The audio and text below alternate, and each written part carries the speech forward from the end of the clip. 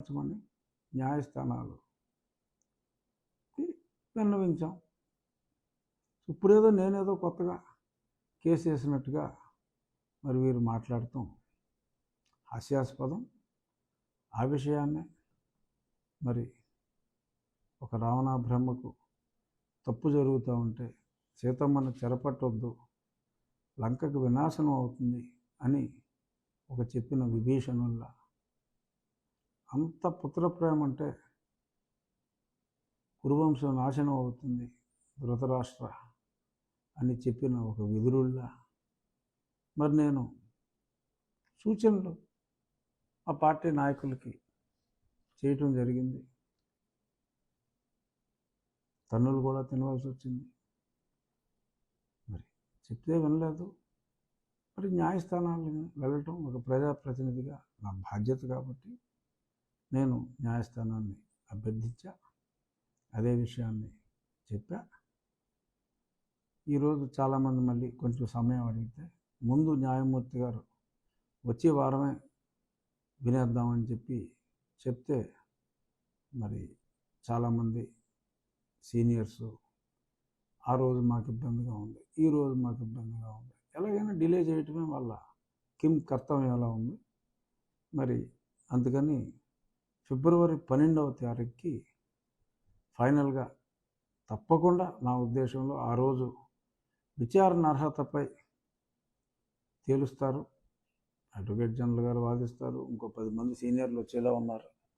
ఆ రోజు ఆర్గ్యుమెంట్లు అవ్వకపోయినా ఇంకొక రోజు 2 రోజులు ఎక్స్టెండ్ అయినా నాకైతే పరిపూర్ణ విశ్వాసం ఉంది. ఎందుకంటే అన్ని ఎవిడెన్సులతోనే ఎలాగ వ్యక్తిగత లబ్ధి ఆ స్థాయిలో ఉన్న వ్యక్తి పొందారు అనేది అన్నీ క్లియర్గా ఉన్నాయి. సాక్షులు అడ్వర్టైజ్మెంట్లు సొంత వ్యాపారానికి ఏమీ చేయకూడదు. సాక్షులు కొన్ని 100 కోట్ల అడ్వర్టైజ్మెంట్లు ఇచ్చారు. ఇవాళ కూడా ఏదో జగనన్న ఆసరా టోకరా అని చెప్పి 3 పేజీలు 2 పేజీలు వేసుకున్నారు. మరి పేపర్ జగన్మోహన్ రెడ్డి అందులోనే వేసుకుంటున్నారు. ఈనాళ్ళు వేయరు, ఆంధ్రజ్యోతిలో వేయరు. మరి ఎందుకలా, ఏమిటిలా అని ప్రశ్నించడం జరిగింది. ఆయన చెప్పచ్చు అసలు పేపరే నాది కాదని చెప్పచ్చు. ఇంకా సాక్షివారు అయితే కౌంటర్ వేయలేదు. చూద్దాం. ఏదేమైనా 12వ తారీఖు విచారణ అర్హతపై ప్రొసీడింగ్స్ నోటీసులు పర్వం అంతా అయిపోయింది కాబట్టి, 3వసారి కూడా గడువు ఇచ్చారు కాబట్టి బహుశా ఇంకా గడువు ఉండకపోవచ్చు. మరి చూద్దాం ఏమవుతుందో. అలాగే ఇంకొక ముఖ్యమైన అంశం, అంగన్వాడీలు మహిళల్ని అతి దారుణంగా పోలీసులతో చితక్కొట్టించి వాళ్ళని జైళ్ళల్లో పెట్టి వాళ్ళు అడిగింది ఇవ్వకుండా, అంటే వాళ్ళు అడిగింది కాదు, మనం ఇస్తానన్నది, మనం ప్రామిస్ చేసి పదవిలోకి వచ్చినప్పుడు ప్రామిస్ చేసింది ఇవ్వకుండా నిన్న అర్ధరాత్రి మామ అనిపించి జీతం పెంచుతాం, కానీ ఎప్పుడు పెంచుతాం, జూన్ జూలైలో పెంచుతాం. అప్పుడు ఎవరుంటారు, చంద్రబాబు నాయుడు గారు ముఖ్యమంత్రిగా ఉంటారు. మరి ఇప్పుడు పెంచేది ఎవరు, ఈయన ఆయన.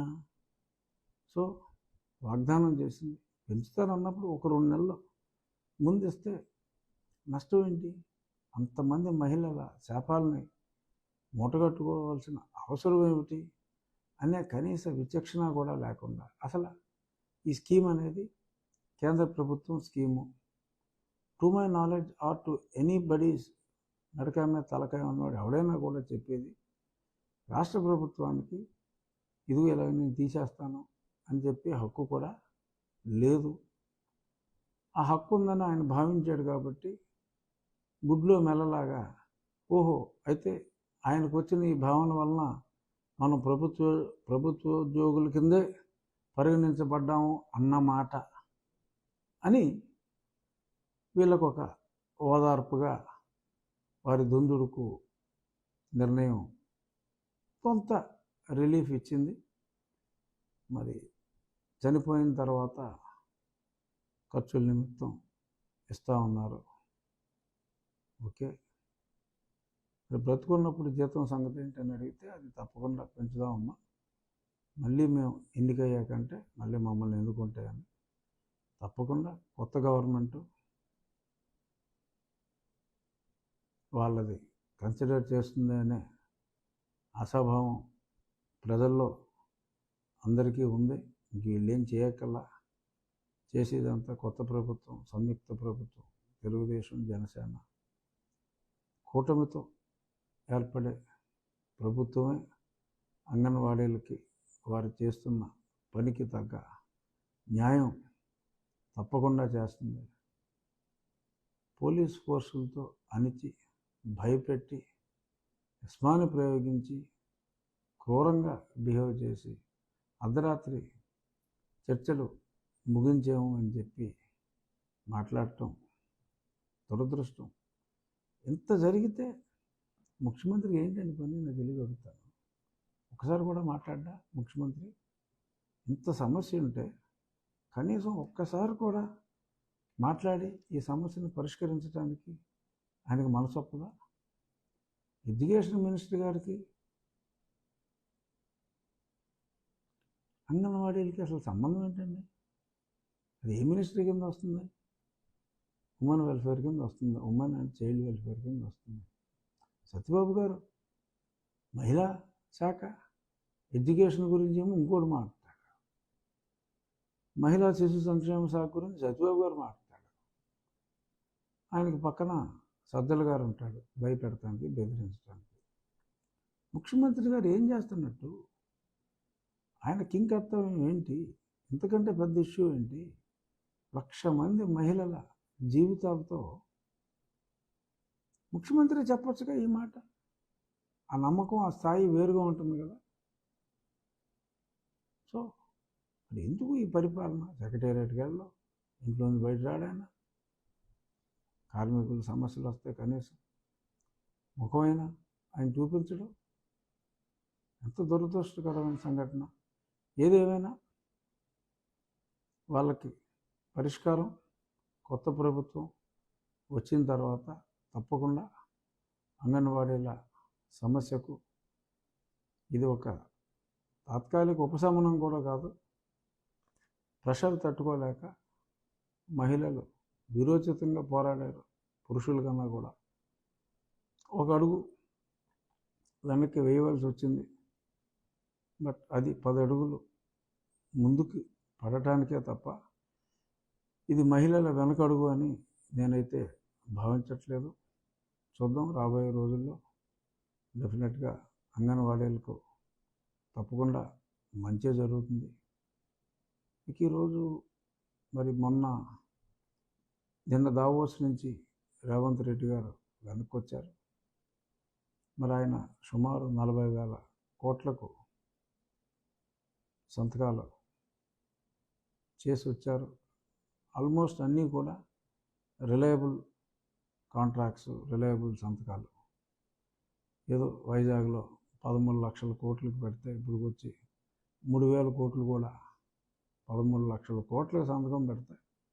3,000 కోట్ల పెట్టుబడి కూడా మరి మన రాష్ట్రంలో, ఆంధ్ర రాష్ట్రంలో రాలేదు. సరే లాస్ట్ ఇయర్ వెళ్ళాల, దానికి ముందు సంవత్సరం వెళ్ళినప్పుడు కూడా ఏదో బైజూసులు అవి మాట్లాడుకున్నారు.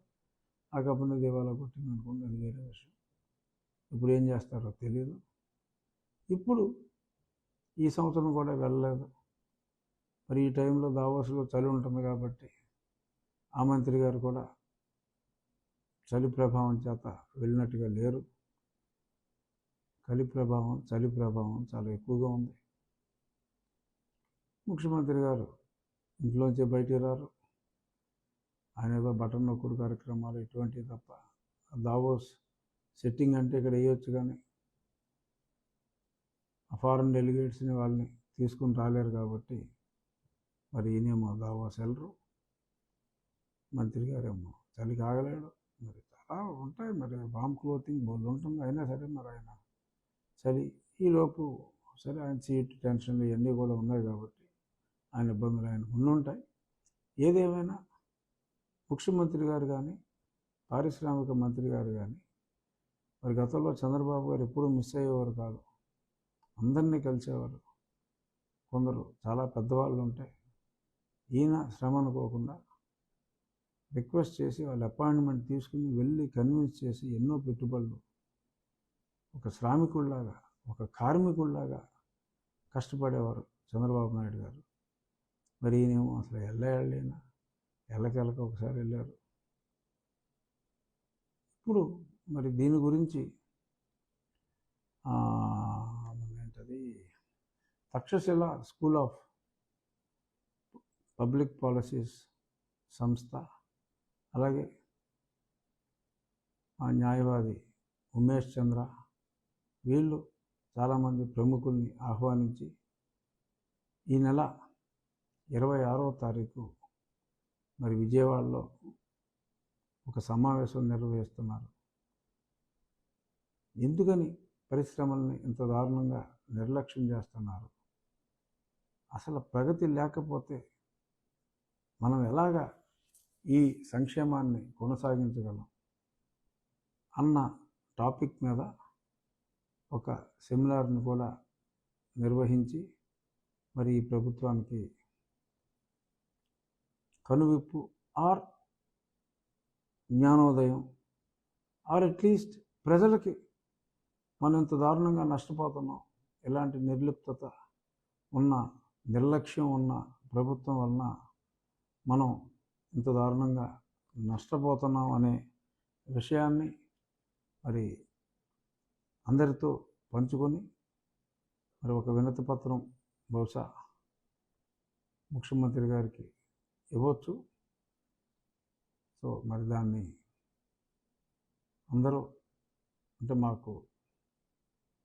అందరూ దాన్ని విజయవంతం చెయ్యాలి అని చెప్పి నేను మనస్ఫూర్తిగా ఉమేష్ చంద్ర ఇంకా కొద్దిమంది ముఖ్యమైన వ్యక్తులు సమాజ శ్రేయస్సు కోసం పాటుపడే ముఖ్యమైన వ్యక్తులు చేపట్టిన ఆ కార్యక్రమంలో మరి పారిశ్రామికవేత్తలు అఫ్కోర్స్ అఫీషియల్గా పారిశ్రామికవేత్తలు పాల్గొంటే మళ్ళీ వాళ్ళకే ఇబ్బంది. ఏదైనా తమ సూచనలన్నీ తెలియజేస్తే ముఖ్యమంత్రి గారికి తెలియజేసే ప్రయత్నం జరుగుతుంది. దాన్ని సక్సెస్ చేయాలని కూడా మనస్ఫూర్తిగా కోరుకుంటున్నా.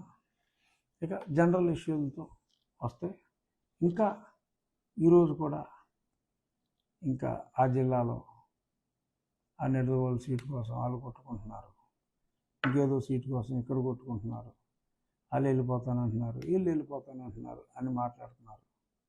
ఆ మధ్యన బాలశౌరి వికెట్ డౌన్ మాట్లాడుకున్నాం. ఎందుకు డౌన్ అయిందో తెలుసుకుంటారా బాబు, దాని గురించి మాట్లాడండి అంటే మాట్లాడరు. ఎంతసేపు జనసేనకి అన్యాయం జరుగుతుంది, లేకపోతే వీళ్ళకి అన్యాయం జరుగుతుంది, పలానా వ్యక్తులకు అన్యాయం జరుగుతుంది అని ఇక్కడిక్కడ కుంపట్లు పెట్టడం. మరి ఇవాళ మంచి వ్యక్తి మిత్రుడు లావు శ్రీకృష్ణదేవరాయలు మరి తను కూడా పార్టీకి రాజీనామా చేయటం జరిగింది. ఆలోచించండి. సరే, బాలశౌరి వ్యక్తిత్వం గురించి నేను మాట్లాడను, మీరు బాగా ప్రేమించారు. లావు శ్రీకృష్ణదేవరాయలు మంచి వ్యక్తి. అతను కూడా మీరు ఎందుకు భరించలేకపోయారు? నేనంటే దుర్మార్గుడిని, ఏదో పబ్లిసిటీ కోసం 4.5 ఏళ్ళ నుంచే మాట్లాడుతా ఉన్నాను. సరే, కృష్ణదేవరాయలు గారు ఇప్పుడు మిమ్మల్ని ఏమన్నా మావాడు, మరి ఎందుకు వదిలేయవలసి